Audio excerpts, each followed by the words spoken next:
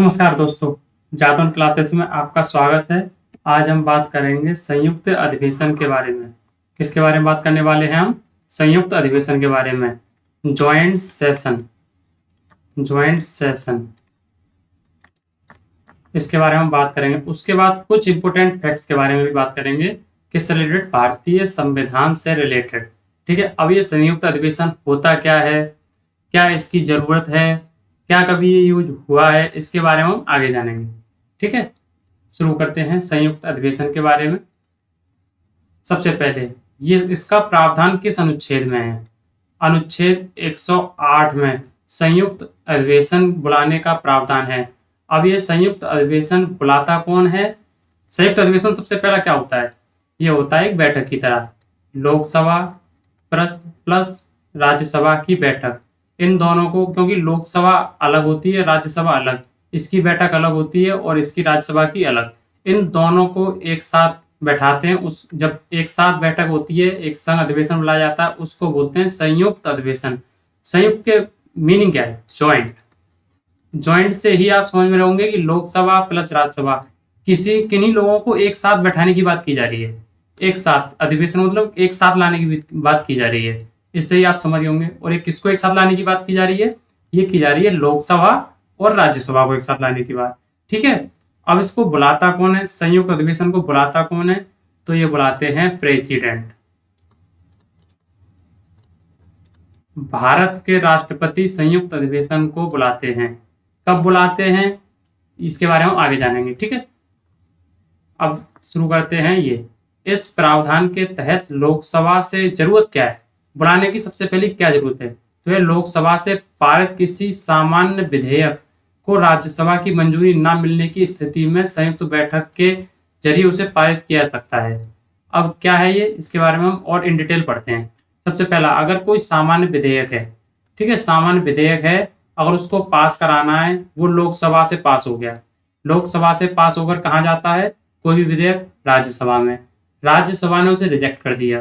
ठीक है, तो अब उसको पास कराना है, तो क्या करेंगे? राष्ट्रपति एक संयुक्त बैठक बुला सकता है। ठीक है, अब इनके तीन कारण है। ठीक है, तीन कारण है कि कब संयुक्त बैठक को बुलाया जाएगा। संयुक्त बैठक या संयुक्त अधिवेशन को कब बुलाया जाएगा, उसके तीन कारण है। पहला, दूसरा और ये तीसरा। सबसे पहला कारण क्या है? यदि विधेयक को दूसरे सदन द्वारा अस्वीकृत कर दिया जाता है। जैसे अगर लोकसभा से पास हुआ और राज्यसभा में जब वो गया पारित होने के लिए, रिजेक्ट कर दिया उन्होंने, तो ये क्या? पहला रीजन हो गया। फिर आएंगे अब दूसरे रीजन की तरफ। यदि सदन विधेयक में किए गए संशोधनों को मानने से असहमत हो। जैसे एक एग्जांपल लेते हैं, ये है राज्यसभा, ये है लोकसभा। लोकसभा से कोई बिल पास हुआ, पास होने के बाद वो राज्यसभा में गया। अब राज्यसभा ने क्या किया, उसके अंदर को ये बोल दिया कि हमें भाई ये नियम या ये शर्त हमें ठीक नहीं लग रही, इनकी जगह ये किया जाए। ठीक है, अपना कोई एक सजेशन दिया, उन्होंने सजेशन दिया कि ये सजेस्ट किया कि इसके अंदर ये संशोधन किए जाएं। अब राज्य लोकसभा वालों को ये पसंद नहीं आया कि भाई हमने बिल पास किया, हमारा बिल है, आप क्यों कर रहे हो संशोधन? उसके अंदर नियम में शर्तें जो भी रखी हुई हैं, उनमें संशोधन क्यों कर रहे हो? तो इस सिचुएशन में क्या हुआ, इन दोनों के बीच तकरार हो जाएगी, गतिरोध पैदा हो जाएगा। उसको खत्म करने के लिए क्या करेंगे कि भाई ठीक है, राष्ट्रपति जी आएंगे बीच में, राष्ट्रपति आएंगे, प्रेसिडेंट आएंगे, बोले भाई क्यों लड़ रहे हो? लड़ना नहीं है, आपस में बैठ के बात करते हैं। आपस में बैठेंगे, बात को करेंगे, उसके बाद हम सॉल्यूशन पर पहुंचेंगे या रिजल्ट पर पहुंचेंगे। ठीक है, ये हो गया दूसरा। अब आते हैं तीसरा। दूसरे सदन द्वारा बिना विधेयक को पास किए 6 महीने से ज्यादा समय हो जाए। कोई विधेयक लोकसभा से पास हुआ, राज्यसभा में चला गया, राज्यसभा वाले आराम से बैठे हुए हैं, 6 महीने हो गए, 6 मंथ हो गए, कोई भी ना कोई बैठक हुई, ना उसके ऊपर कोई भी बहस हुई। अब क्या करें? 6 महीने से अगर ज्यादा समय हो गया तो राष्ट्रपति बोलेंगे भाई क्या कर रहे हो, क्यों बैठे हुए हो, अभी तक ये पास क्यों नहीं आया? चलो आओ साथ में बैठ के करते हैं। फिर संयुक्त बैठक बुलाई जाएगी, ज्वाइंट सेशन बुलाया जाएगा और उस पर बहस होगी। ठीक है, ये तीन कारण हो गए। हम इसके बारे में और पढ़ते हैं। संयुक्त अधिवेशन की अध्यक्षता कौन करता है? अब कोई संयुक्त अधिवेशन बुलाया गया, लोकसभा प्लस राज्यसभा, ये सब लोग बैठे हुए हैं, अब इसके लिए एक अध्यक्ष भी चाहिए जो यहाँ बैठेगा। पता चला ये आपस में बहस हुई, आपस में ही कुछ भी बोलने लग गए, तो इनको कौन करेगा? ये बोलते हैं ना कि कृपया आप सदस्य अपनी मर्यादित भाषा को ना क्रॉस करें, ऐसे करके कुछ बोलते हैं, ये बोलते हैं ना जो। अब ये अध्यक्षता कौन करेगा इसकी? कोई एक सेशन आ गया, कोई अधिवेशन बुलाया गया, उसकी अध्यक्षता करेगा लोकसभा स्पीकर। लोकसभा स्पीकर या लोकसभा अध्यक्ष, ठीक है। लोकसभा अध्यक्ष इसकी अध्यक्षता करेंगे।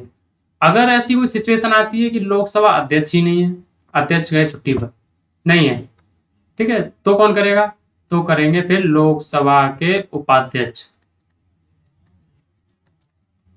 अगर ऐसा हुआ उपाध्यक्ष भी पिकनिक पर चले गए, ये भी नहीं है, ये कहीं गए हुए बाहर, गोवा घूमने गए हुए हैं, अब कौन करेगा?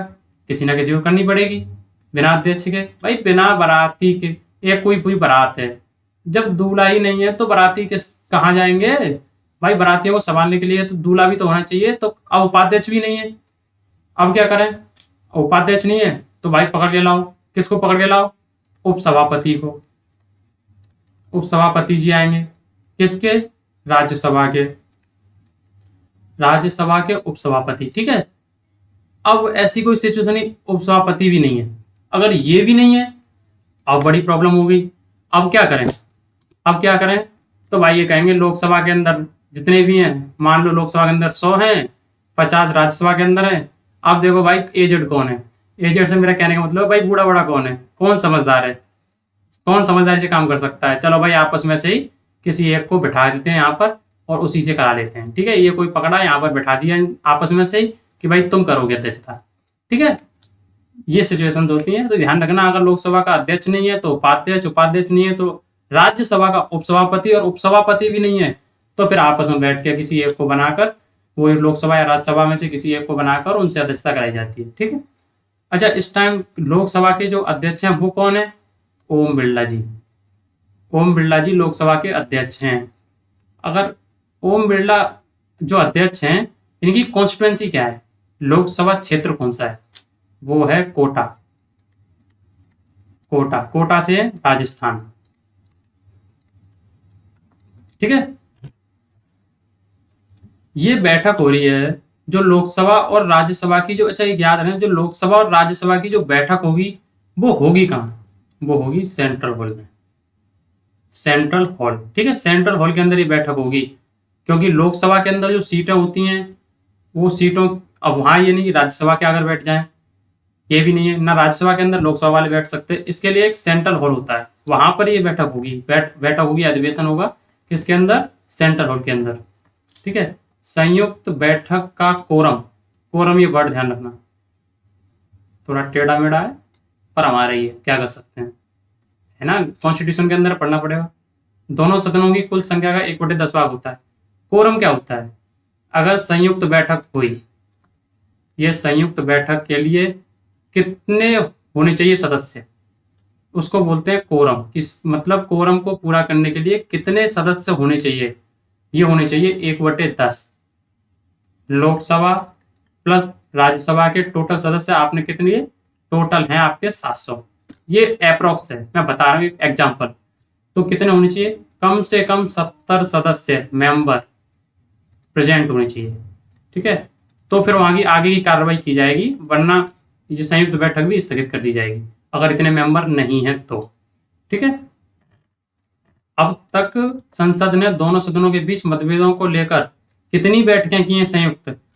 इसका मतलब यह है कि भाई आपने रूल बना दिया, संयुक्त बैठक, संयुक्त बैठक, संयुक्त सेशन, अधिवेशन,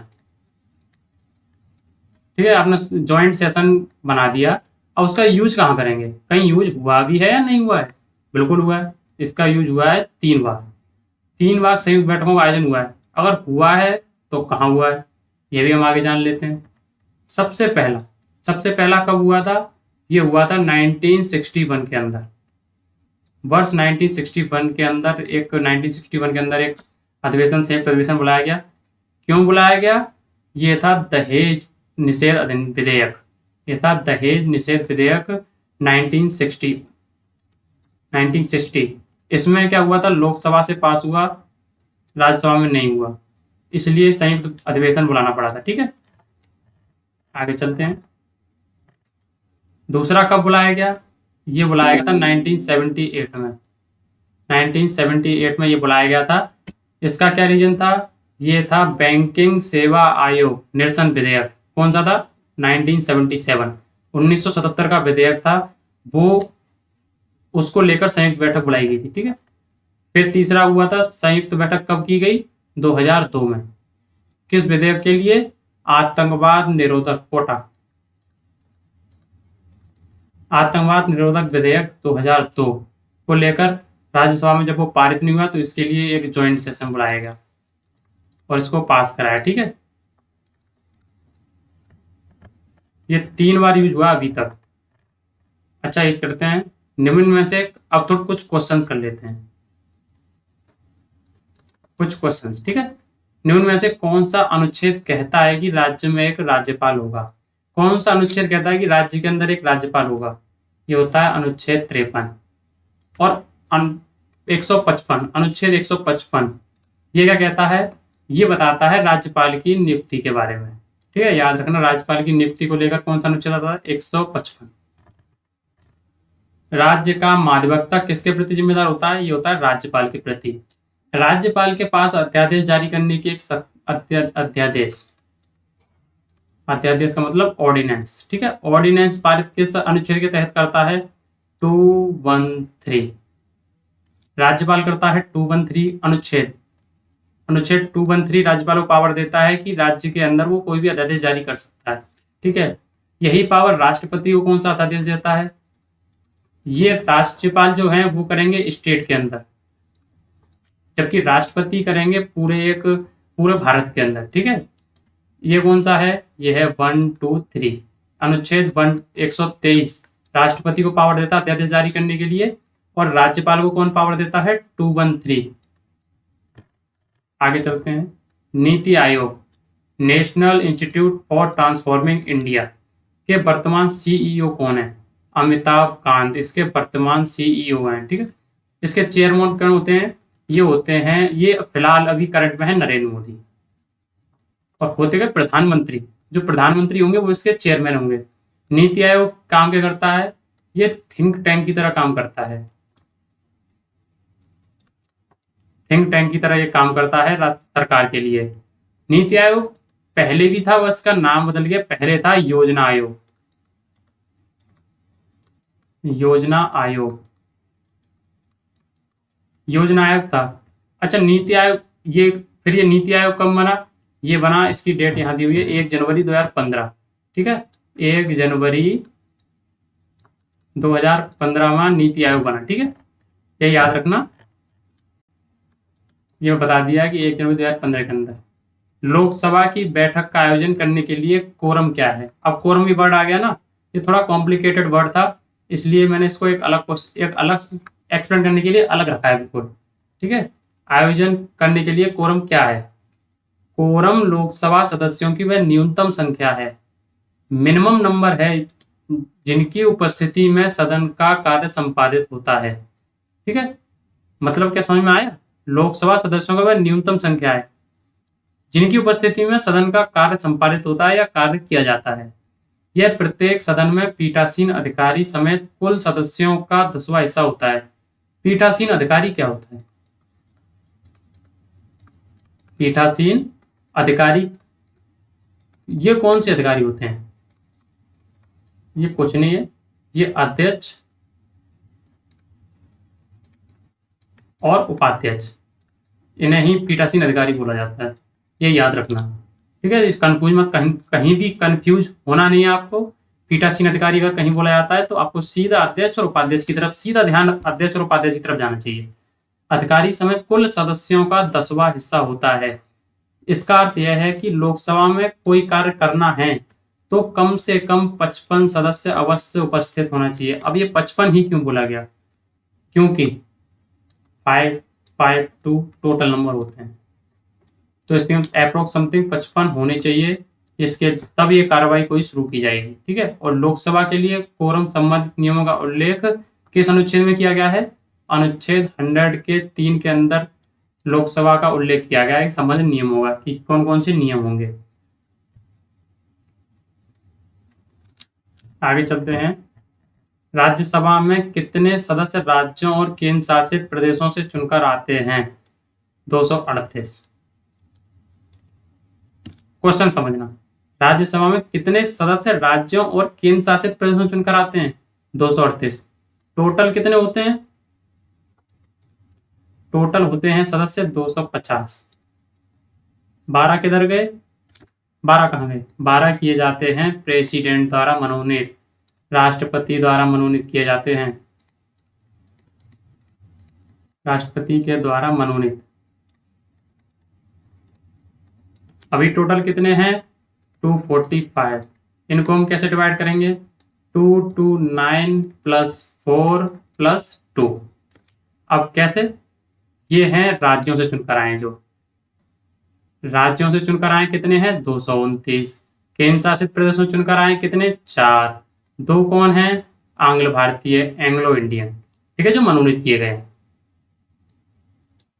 नेक्स्ट, उच्च न्यायालय के न्यायाधीशों की सेवानिवृत्ति की आयु क्या है? 62 ईयर स्लैश 5 ईयर, 5 वर्ष या 62 वर्ष। अगर कोई भी यहां से समझते हैं, कोई भी न्यायाधीश अगर न्यायाधीश बनता है और वो 55 ईयर का है तो प्लस 5, 60 साल में वो रिटायर हो जाएगा। अगर कोई बनता है 60 की ईयर में, 60 साल की उम्र में अगर कोई न्यायाधीश बनता है तो वो 62 साल, 2 साल वैकेंट रुकता है। या तो वो पहले 62 वर्ष का हो जाए या उसकी 5 वर्ष कार्यकाल के हो जाए, उसके बाद उसे सेवानिवृत्त किया जाएगा, ठीक है। संविधान के अनुच्छेद 301 के अनुसार अल्पसंख्यकों को अपनी शिक्षण संस्थाएं खोलने का अधिकार है।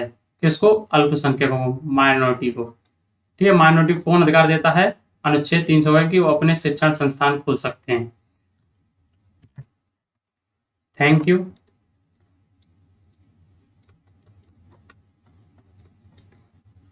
अभी राइटिंग थोड़ी अच्छी नहीं है लेकिन धीरे धीरे आ जाएगी, ठीक है।